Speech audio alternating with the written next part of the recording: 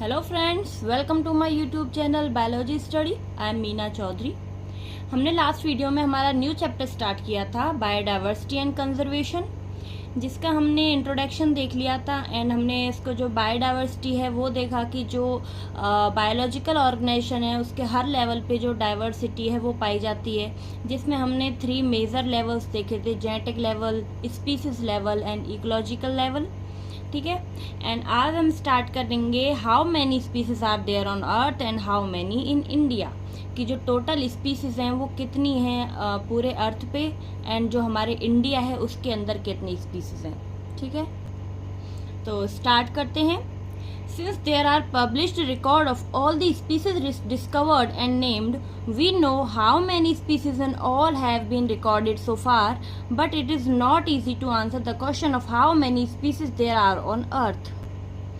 तो हमारे पास ना कुछ पब्लिश रिकॉर्ड्स हैं, ठीक है, जिनसे हमें ये पता चलता है कि जो हमारी स्पीसीज हैं हमने अभी तक कितनी स्पीसीज को डिस्कवर्ड किया है और कितनों के हमने नेम दिए हैं। ठीक है, तो ये तो हमें पता है कि हमारे जो अर्थ पे स्पीसीज हैं वो हमने कितनी ढूंढ ली हैं, लेकिन जो टोटल अर्थ पे स्पीसीज है ना वो कितनी हैं ये अभी हमने नहीं पता किया, और इसको पता करना थोड़ा मुश्किल है। ठीक है, क्योंकि जितनी हमने स्पीसीज ढूंढी हैं उसको तो हम लोग इजीली बता सकते हैं कि टोटल स्पीसीज इतनी हैं।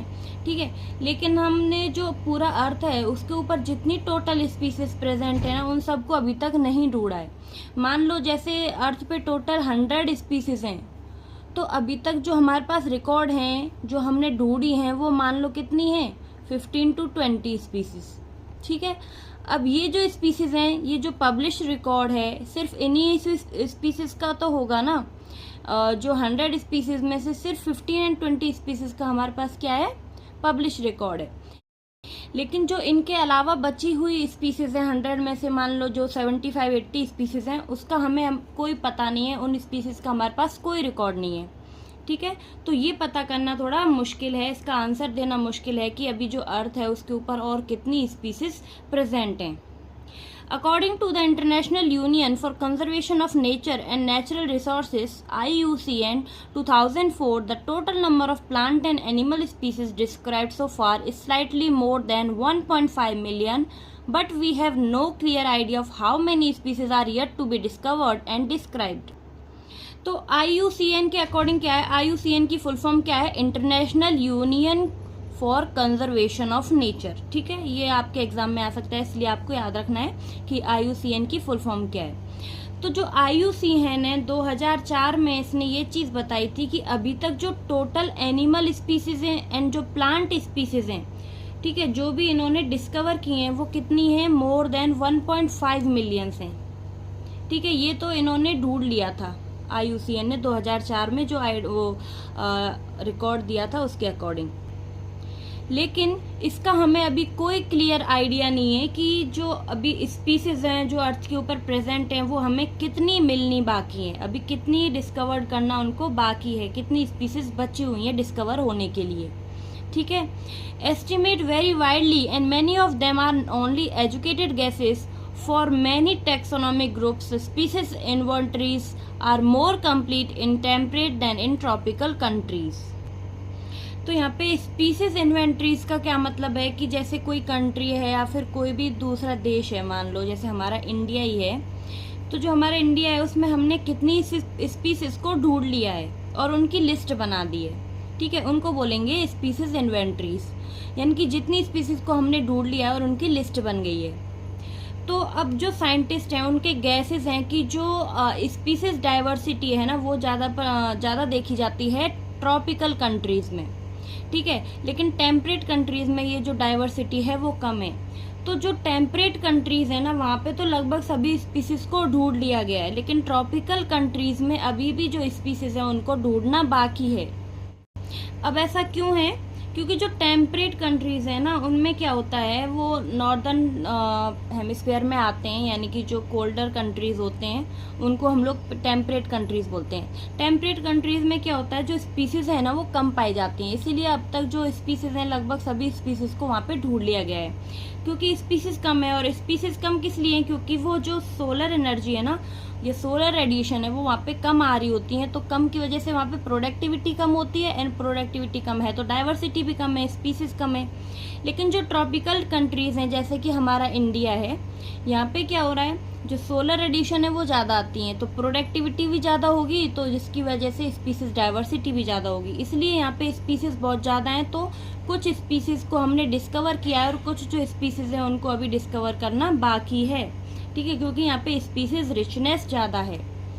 Considering that an overwhelmingly large proportion of the species waiting to be discovered are in the tropics, ठीक है, यानी कि क्योंकि यहाँ पे स्पीसीज रिचनेस की वजह से जो कुछ लार्ज प्रपोर्शन है स्पीसीज का उनको अभी डिस्कवर करना बाकी है ट्रॉपिक्स रीजन में, ठीक है।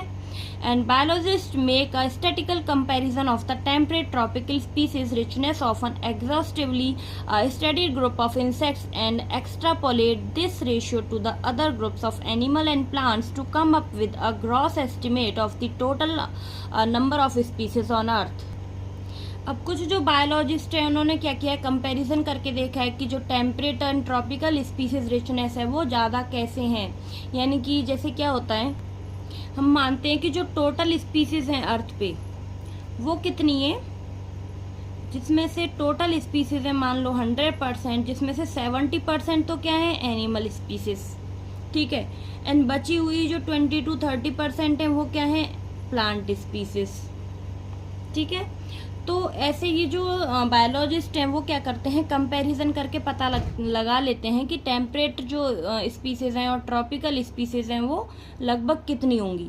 वो कैसे पता लगाएंगे, क्योंकि जैसे टोटल स्पीसीज हमने क्या पता लगाई कि 70% तो एनिमल स्पीसीज हैं। अब 70% एनिमल स्पीसीज में से भी सबसे ज़्यादा क्या पाए जाते हैं, इंसेक्ट्स, ठीक है। यानी कि मान लो 10 एनिमल स्पीसीज हैं जिसमें से 7 तो इंसेक्ट्स हैं और इधर जो स्पीसीज हैं वो प्लांट्स की तो कम है, तो अंदाज़ा लगा लेते हैं कि यहाँ पे ये जो स्पीसीज है इंसेक्ट्स की यहाँ पे इतनी होंगी और यहाँ पे इतनी होंगी, ऐसे ये क्या करते हैं पता लगाते हैं, ठीक है। Some extreme estimate range from 20 to 50 millions. कुछ जो साइंटिस्ट हैं जो बायोलॉजिस्ट हैं उन्होंने क्या एस्टिमेट बताया कि जो ये टोटल स्पीसीज हैं अर्थ पे वो कितनी होंगी, लगभग 20 से 50 मिलियंस तक होंगी। But a more conservative and scientifically sound estimate made by Robert May places the global species diversity at about 7 millions. लेकिन ये क्या था, एक्सट्रीम एस्टिमेट था, यानी कि बहुत ज़्यादा था, इतना कोई मानने को तैयार नहीं था कि इतनी स्पीसीज हमारी अर्थ पे प्रेजेंट होंगी। तो इसीलिए उसके बाद क्या आया, ये साइंटिस्ट आए रॉबर्ट में, इन्होंने एक एस्टिमेट बताया जो पूरी अर्थ पे यानी कि जो पूरी ग्लोब है उसके ऊपर जो स्पीसीज डाइवर्सिटी है वो लगभग 7 मिलियंस है। तो इस पे थोड़ा भरोसा किया जा सकता था, ठीक है। जो ये स्पीसीज हैं 7 मिलियंस हैं, जो रॉबर्ट मे ने बताया था, इन्होंने क्या कहा कि टोटल स्पीसीज लगभग कितनी होंगी, 7 मिलियंस। तो इस पे फिर जो लोग थे उन्होंने भरोसा किया कि हाँ इतनी हो सकती हैं, लेकिन कंफर्म तो कोई नहीं बता सकता था कि कितनी स्पीसीज होंगी। Let us look at some interesting aspect about Earth biodiversity based on the currently available species inventories. तो क्या मतलब है कि जो भी हमारे पास करंटली अवेलेबल स्पीसीज है ना, उनकी हमारे पास क्या है लिस्ट है, तो उससे हम कुछ जो इंटरेस्टिंग एस्पेक्ट्स हैं ना अर्थ पे बायोडाइवर्सिटी की वो देखेंगे। More than 70% of the all species recorded are animals, while plants including algae, fungi, bryophytes, gymnosperm and angiosperm comprise no more than 22% of the total. तो जैसा कि अभी मैंने लास्ट में बताया था कि मान लो टोटल स्पीसीज कितनी है, टोटल स्पीसीज है हमारी ग्लोब के ऊपर 100%, जिसमें से 70% कौन है एनिमल स्पीसीज, ठीक है, एंड 22% क्या है प्लांट स्पीसीज हैं, ठीक है। यहाँ पे बताया ना 70% से ज़्यादा भी क्या है एनिमल्स, एंड प्लांट कितने हैं 22%। तो जो एनिमल स्पीसीज हैं उनके अंदर जैसे हर 10 में से 7 क्या हैं इंसेक्ट्स हैं, ठीक है। तो जो एनिमल्स हैं उनमें सबसे ज़्यादा है इंसेक्ट्स की स्पीसीज। उसके बाद जो प्लांट स्पीसीज हैं उनके अंदर क्या क्या आ जाते हैं, algae, fungi, bryophytes, gymnosperm and angiosperm, ठीक है। Among animal insects are the most species richness taxonomic group, ठीक है, क्योंकि एनिमल्स में क्या है, जो इंसेक्ट्स हैं उसके अंदर क्या है, स्पीसीज रिचनेस ज्यादा है, यानी कि एनिमल्स में हर 10 में से 7 स्पीसीज किसकी हैं, इंसेक्ट्स की हैं, making up more than 70% of the total, जो कि खाली क्या बना रहे हैं, 70% जो एनिमल स्पीसीज हैं उसका 70% क्या है, इंसेक्ट्स हैं। And that means out of every 10 animal on this planet 7 are insect, ठीक है, यानी कि हर 10 एनिमल में से क्या है, 7 इंसेक्ट हैं। Again how do we explain this enormous diversification of insects, तो यहाँ क्या है, ये क्वेश्चन है कि कैसे हम लोग जो ये इनॉर्मस डाइवर्सिफिकेशन है इंसेक्ट्स का उसको एक्सप्लेन कर सकते हैं। And the number of fungi species in the world is more than the combined total of the species of fishes, amphibians, reptiles and mammals. And जो ये फंगाई की स्पीसीज हैं वो कितनी हैं, फंगाई स्पीसीज सबसे मतलब जैसे ये फंगाई स्पीसीज हैं, फंगाई स्पीसीज ज़्यादा हैं किन से, amphibian, fishes, reptiles and mammal, इन सभी की जो स्पीसीज हैं, इनकी टोटल जितनी फिशेज हैं, टोटल जो एम्फीबियन है, टोटल रेप्टाइल्स हैं या फिर टोटल मैमल्स हैं ना, उन सबसे ज़्यादा स्पीसीज रिचनेस किसकी है, फंगाई की, ठीक है। And in figure 15.1 biodiversity is depicted showing species number of the major taxa. अब हम देखेंगे फिगर 15.1 के अंदर जो ये स्पीसीज रिचनेस है वो किसकी ज़्यादा है वो बताई हुई है। तो अब देखते हैं figure 15.1 representing the global biodiversity proportionate number of the species of major taxa of plants, invertebrates and vertebrates, ठीक है। तो इसमें जो स्पीसीज हैं जिसका स्पीसीज का नंबर ज़्यादा है, प्लांट्स या फिर इनवर्टिब्रेट या फिर वर्टिब्रेट, इन तीनों के बीच हम देखते हैं। अब तो सबसे पहले हम देखते हैं स्पीसीज रिचनेस इनवर्टिब्रेट्स की। इनवर्टिब्रेट्स में सबसे ज़्यादा जो पोर्शन है, सबसे ज़्यादा जो स्पेस कवर कर रहे हैं वो क्या है, इंसेक्ट्स, ठीक है। सबसे ज़्यादा क्या पाए जाते हैं, इंसेक्ट। इंसेक्ट के बाद आते हैं अदर एनिमल ग्रुप, उसके बाद आएंगे मॉलस्का एंड देन आएंगे क्रिस्टेशियंस, ठीक है। वर्टिब्रेट्स में सबसे ज़्यादा कौन आते हैं, फिशेस, ठीक है। सबसे जो लार्ज एरिया है वो कौन कवर कर रहे हैं, फिश कर रही हैं। फिश के बाद क्या आ रहे हैं, बर्ड्स। बर्ड्स के बाद आएंगी रेप्टाइल्स। रेप्टाइल्स के बाद आएंगे एम्फीबियंस। एम्फीबियंस के बाद आते हैं मैमल्स, ठीक है। ये हो गए वर्टिब्रेट्स का स्पीसीज रेशियो। एंड देन है प्लांट्स। प्लांट्स में सबसे ज़्यादा स्पेस कौन कवर करते हैं, एंजियोस्पर्म। एंजियोस्पर्म के बाद आएंगे फंगाई। फंजाई के बाद आएंगी एल्गाई। एल्गी के बाद आते हैं मॉसिस। देन आते हैं फर्न्स एंड एलीज। लास्ट में क्या है, लाइकेंस, ठीक है। तो ये क्या है, ग्लोबल बायोडाइवर्सिटी है किस किस की, प्लांट्स, इनवर्टिब्रेट्स एंड वर्टिब्रेट की स्पीसीज की। ये बहुत इंपॉर्टेंट है, अच्छे से याद कर लेना है आपको कि सबसे ज़्यादा जो प्लांट्स में सबसे ज़्यादा एरिया कवर कौन करते हैं, एंजियोस्पर्म सबसे ज़्यादा पाए जाते हैं, angiosperm, then fungi, then algae, फिर mosses and then ferns and then lichens, ठीक है। तो अच्छे से इनको याद कर लेना, इनवर्टिब्रेट, वर्टिब्रेट एंड प्लांट की जो ग्लोबल बायोडाइवर्सिटी है इसको। It should be noted that these estimates do not give any figure for prokaryotes. तो यहाँ पे आपने नोट किया होगा कि यहाँ पे प्रोकैरियोट्स की कोई बात नहीं की गई, यानी कि प्रोकैरियोट्स में क्या आ जाते हैं, बैक्टीरिया। तो बैक्टीरिया की यहाँ पे कोई बात ही नहीं हुई है, उनका कोई एस्टिमेट बताया नहीं गया है इन फिगर्स में।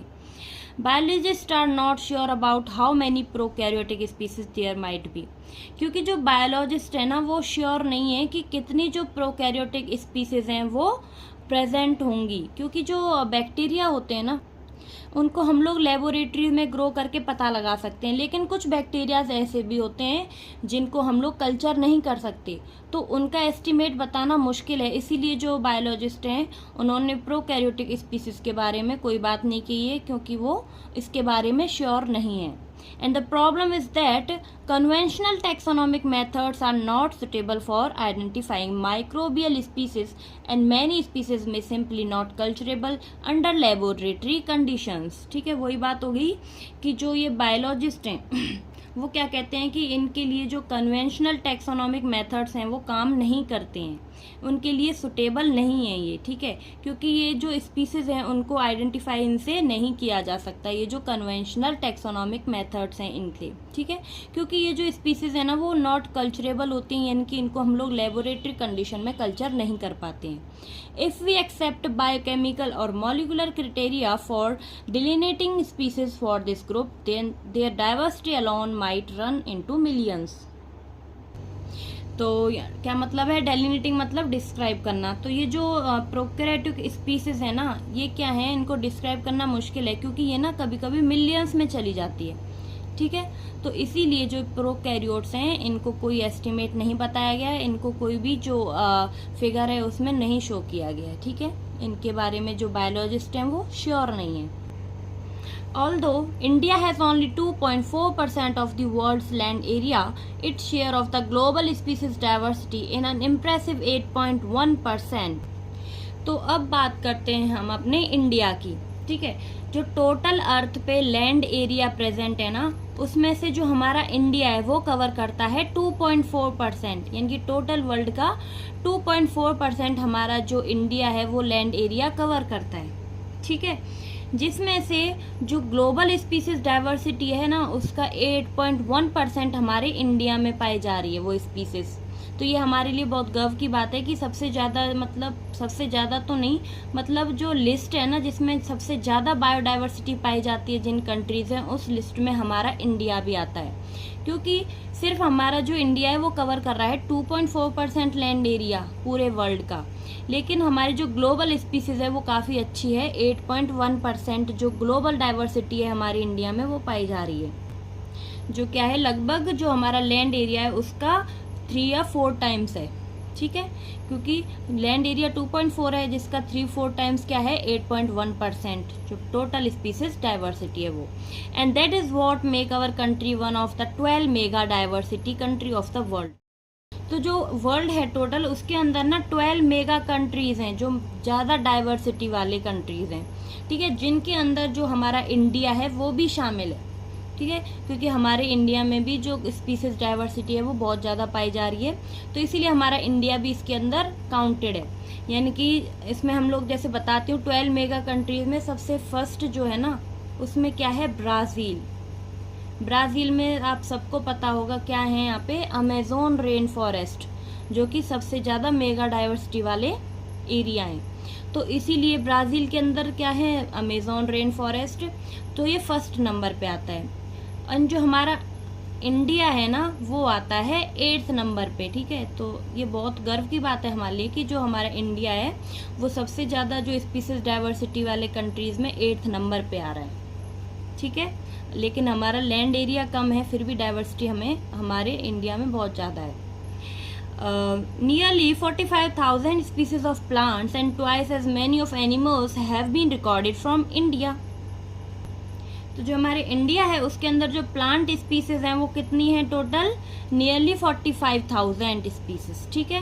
प्लांट की स्पीसीज कितनी है 45,000, और इसके डबल क्या है एनिमल स्पीसीज, यानी कि 45,000 स्पीसीज प्लांट्स की हैं तो लगभग 90,000 स्पीसीज किसकी होंगी, एनिमल्स की होंगी, ठीक है। How many living species are actually there waiting to be discovered and named, and बहुत सी जो स्पीसीज हैं, जो लिविंग स्पीसीज हैं वो अभी भी डिस्कवर होने के लिए वेटिंग में हैं, ठीक है।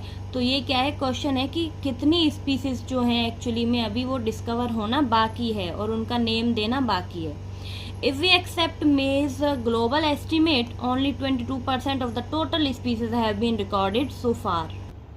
तो अगर हम मेज का जो एस्टीमेट है उसके अकॉर्डिंग देखें तो अभी तक सिर्फ हमने 22% जो टोटल स्पीसीज है ना उनको ही ढूंढा है, डिस्कवर किया है, इनका रिकॉर्ड किया है, ठीक है। यानी कि अभी तक सिर्फ हमने 22% ऑफ टोटल स्पीसीज को ही डिस्कवर किया है इंडिया के अंदर। Applying this proportion to India's diversity figure, we estimate that there are probably more than 1 lakh plant species and more than 3 lakh animal species yet to be discovered and described. ठीक है। और जो मे का estimate था उसके according क्या है कि जो हमारी प्लांट स्पीसीज हैं, लगभग अभी हमने 1 लाख प्लांट स्पीसीज को डिस्कवर्ड करना बाकी है, ढूंढना बाकी है। और एनिमल्स की लगभग 3 लाख स्पीसीज को अभी डिस्कवर्ड करना बाकी है, ठीक है। And would we ever be able to complete the inventories of the biological wealth of our country, consider the immense trained manpower, taxonomists and the time required to complete the job? तो ये question है कि क्या हम कभी अपनी जो total species हैं उनको ढूंढ सकते हैं, ठीक है। तो जो अब ये ट्रेंड मैन पावर यानी कि जो टैक्सोनॉमिस्ट है ना, क्या वो इन जो स्पीसीज हैं हम वो ढूंढ सकते हैं, ठीक है। तो ये क्या है, इसके लिए हमें जो स्पीसीज ढूंढनी है इनके लिए हमें क्या चाहिए, ट्रेंड लोग चाहिए, टैक्सोनॉमिस्ट चाहिए जो कि इन्हें ढूंढने में मदद करें, इनको ढूंढ सकें, ठीक है। The situations appear more hopeless when we realize that a large fraction of these species faces the threat of becoming extinct even before we discovered them. अब एक होपलेस सिचुएशन, एक होपलेस कंडीशन तब आ जाती है जब हम ये सोचते हैं कि जिन स्पीसीज को अभी तक हमने ढूंढा ही नहीं है, अगर वो एक्सटिंक्ट हो जाएं, यानी कि जैसे कोई एरिया है, इसके अंदर साइंटिस्ट ने या बायोलॉजिस्ट ने अभी इन स्पीसीज को ढूंढा है। अब यहाँ कुछ स्पीसीज ऐसी प्रेजेंट हैं जहाँ तक अभी ये बायोलॉजिस्ट पहुंची नहीं है, लेकिन ये स्पीसीज क्या हो जाती हैं, एक्सटिंक्ट यानी कि खत्म हो जाती हैं। तो ये क्या बन जाती है, एक होपलेस कंडीशन बन जाती है कि जिन स्पीसीज को अभी हमने ढूंढा ही नहीं है, अगर वो एक्सटिंक्ट ही हो जाएं, खत्म ही हो जाएं। Nature's biological library is burning even before we catalog the titles of all books stocked there. तो इसका क्या मतलब है कि जो भी हमारी बायोलॉजिकल लाइब्रेरी है, तो जो बायोलॉजिकल लाइब्रेरी है उसके अंदर बुक्स क्या हैं, स्पीसीज हैं, ठीक है। अब ये जो स्पीसीज हैं उनको ढूंढने से पहले ही अगर वो खत्म हो रही हैं तो ये क्या है, एक खराब सिचुएशन है, ठीक है, एक बेकार सिचुएशन है। तो ये किसकी वजह से हो रहा है, ये जो स्पीसीज हैं वो एक्सटिंक्ट हो रही हैं, किस लिए, क्योंकि यहाँ पे क्या हो रहा है, कुछ इन्वायरमेंटल चेंजेस हो रहे हैं, ठीक है। और इन्वायरमेंटल चेंजेस की वजह से क्या होता है, इवोल्यूशन होता है। इवोल्यूशन की वजह से क्या होता है, कुछ स्पीसीज गायब हो जाती हैं और कुछ न्यू स्पीसीज आ जाती हैं, ठीक है। तो इसीलिए ये क्या है, एक खराब सिचुएशन है कि जो स्पीसीज को हमने अभी तक ढूंढा ही नहीं है, अगर वो गायब हो जाएं, एक्सटिंक्ट हो जाएं। तो आई होप कि आपको वीडियो अच्छी लगी होगी।